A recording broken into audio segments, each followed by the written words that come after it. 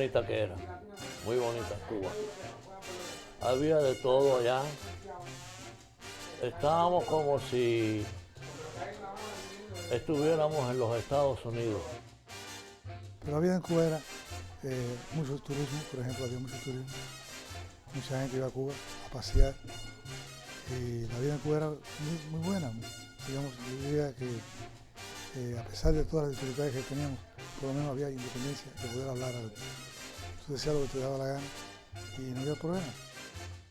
Mariel Boatlift, Freedom Flotilla. Currently, in the country of Cuba, immigration policies are extremely strict, but in the year 1980, there was a moment in history where these policies were temporarily lifted, and here is how it all began. The year was 1980. We are currently in the country of Cuba. The dictator at the time was Fidel Castro. Fidel is a cruel and extremely strict dictator, especially when it comes to anyone entering or leaving his country. The process of leaving Cuba, even if you have family in another country, is incredibly difficult. Most stories on leaving Cuba vary anywhere from 3 weeks to a year. There are many different theories on how the 1980 refugee exodus began, but one of the most recognized was April 11th when a Miami radio station started a broadcast that said for all Cuban Americans to gather and sail to the limits of Cuban waters, which was 90 nautical miles from the coast of Florida. This was done to bring pressure and awareness to the wrongs of Fidel Castro's immigration policies. After this incident, things began to escalate rapidly. On April 21st, a station in Cuba called Radio Havana announced that they would let 2 small craft ships come to pick up refugees as long as they were related to someone aboard the ship. Upon returning, the ship broke down 2 miles before land and was towed to Key West. Coast Guards towed them into port. The next day, refugees from these ships said in interviews that Cuba had opened its borders for anyone to leave as long as they had a permit. Soon after that day, 4 ships carrying 348 Cubans landed in Florida. Meanwhile, more than 50 crafts were spotted leaving Key West, about 50 ships were spotted leaving Miami, and another 50 ships were leaving Fowey Rocks. All of them were headed for Cuba. On April 24th, numerous boats waited in line to be launched at Key West. Each boat was about 20 to 40 feet in length and were not meant for this type of travel. Most of the boats had inadequate fuel capacities. Even though there was a great risk, they set sail for Cuba anyways. The launching of ships lasted about 48 hours, and by the end of the night, 1,000 to 1,200 set sail for Port Mariel. The next day, a massive amount of Cuban Americans lined up at Key West. These people were shipless and arrived here to try and buy a boat and hire a captain. Those who managed to do this had no care for the risk, on top of the fact that they were completely unexperienced. Due to this, many of the boats required assistance, or worse, sunk. The amount of ships that left for departure were much more than the amount of ships that returned. The Coast Guard issued many search and rescue missions to find and tow boats back to Key West. However, there were only 12 serious cases where ships sunk. Other shipless Cuban Americans paid commercial crafts such as shrimp boats to sail back to Cuba to pick up relatives. Reports say the captains of these commercial ships were charging up to $1,000 a person. The departure of ships going to pick up refugees stayed the same until about April 27th.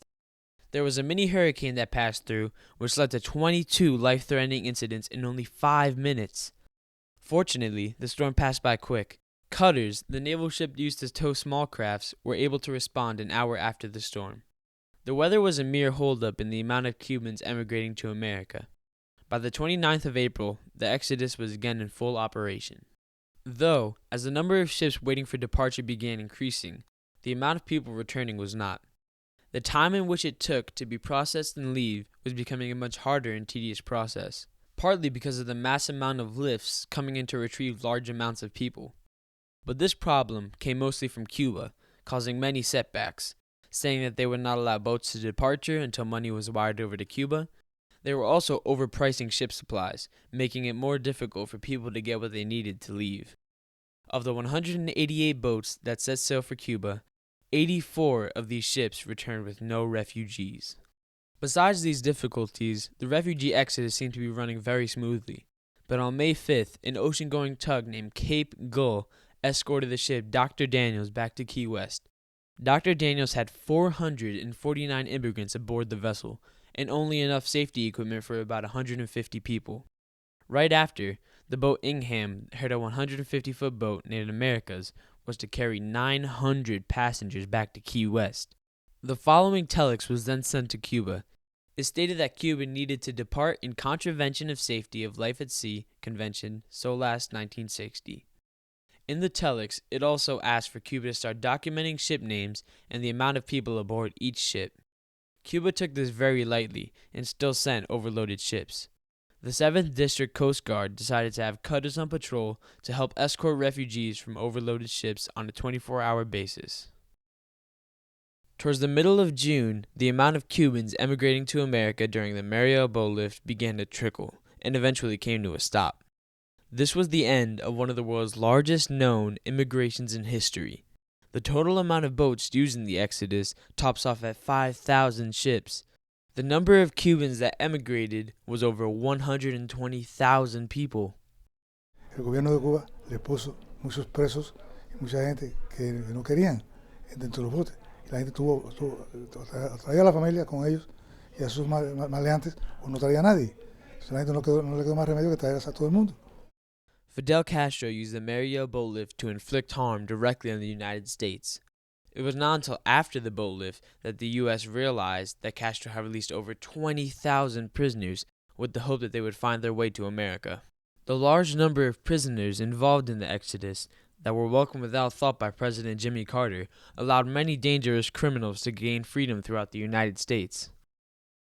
The people of the United States blamed Jimmy Carter for this failure. This added to his unpopularity and failure to be re-elected. This shows just how much another country can affect our country's way of being.